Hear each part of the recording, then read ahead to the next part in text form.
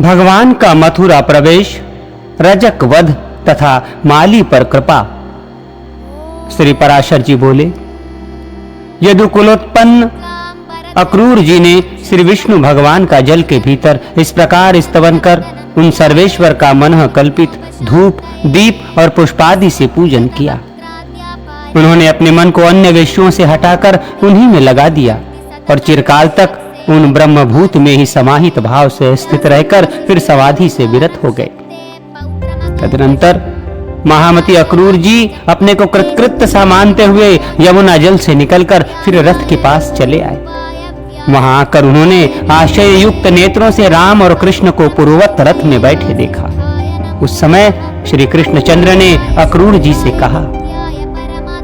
श्री कृष्ण जी बोले, अक्रूर जी, आपने अवश्य ही यमुना जल में कोई आश्चर्यजनक बात देखी है, क्योंकि आपके नेत्र आश्चर्यचकित दिख पड़ते हैं। अक्रूर जी बोले, हे अच्युत, मैंने यमुना जल में जो आश्चर्य देखा है उसे मैं इस समय भी आपके सामने मूर्तिमान देख रहा हूं। हे कृष्ण, ये महान आश्चर्यमय जगत जिस महात्मा का स्वरूप है, उन्हीं परम आश्चर्य स्वरूप आपके साथ मेरा समागम हुआ है। हे मधुसूदन, अब उस आश्चर्य के विषय में और अधिक कहने से लाभ ही क्या है। चलो, हमें शीघ्र ही मथुरा पहुंचना है। मुझे कंस से बहुत भय लगता है।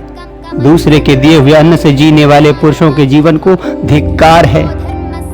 ऐसा कहकर अक्रूर जी ने वायु के समान वेग वाले घोड़ों को हाका और सायंकाल के समय मथुरापुरी में पहुंच गए। मथुरापुरी को देखकर अक्रूर ने राम और कृष्ण से कहा, हे वीरवरों, अब मैं अकेला ही रथ से जाऊंगा, आप दोनों पैदल चले आवें।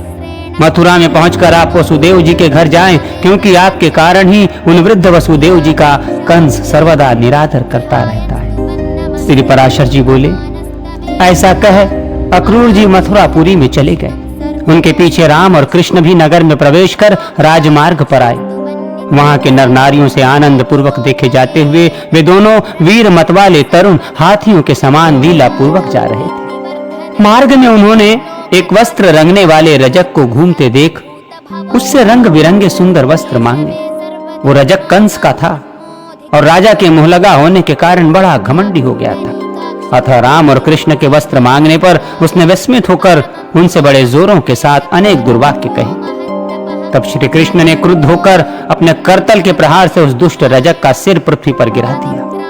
इस प्रकार उसे मारकर राम और कृष्ण ने उसके वस्त्र छीन लिए तथा क्रमशः नील और पीत वस्त्र धारण कर वे प्रसन्न चित्त से माली के घर गए। मैत्री, उन्हें देखते ही उस माली के नेत्र आनंद से खिल गए और वह आश्चर्यचकित होकर सोचने लगा कि ये किसके पुत्र हैं और कहां से आए हैं।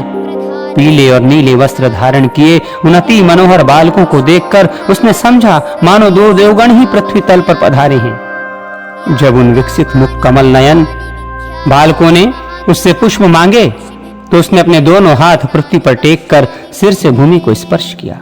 फिर उस माली ने कहा, हे नाथ, आप लोग बड़े ही कृपालु हैं जो मेरे घर पधारे। मैं धन्य हूं, क्योंकि आज मैं आपका पूजन कर सकूंगा। तदनंतर उसने, देखिए, ये बहुत सुंदर हैं, ये बहुत सुंदर हैं, इस प्रकार प्रसन्न मुख से लुभा लुभा कर उन्हें इच्छा अनुसार पुष्प दिए। उसने इन दोनों पुष्प श्रेष्ठों को पुनः पुनः प्रणाम कर अति निर्मल और सुगंधित मनोहर पुष्प दिए।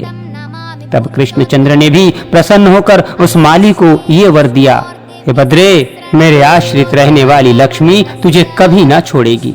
हे सौम्य, तेरे बल और धन का ह्रास कभी न होगा और जब तक दिन सूर्य की सत्ता रहेगी तब तक तेरी संतान का उच्छेद न होगा। तू भी यावत जीवन नाना प्रकार के भोग भोगता हुआ अंत में मेरी कृपा से मेरा स्मरण करने के कारण दिव्य लोक को प्राप्त होगा। हे भद्र, तेरा मन सर्वदा धर्म परायण रहेगा तथा तेरे वंश में जन्म लेने वालों की आयु दीर्घ होगी। हे महाभाग, जब तक सूर्य रहेगा तब तक तेरे वंश में उत्पन्न हुआ कोई भी व्यक्ति उपसर्ग, आकस्मिक रोग आदि दोषों को प्राप्त न होगा।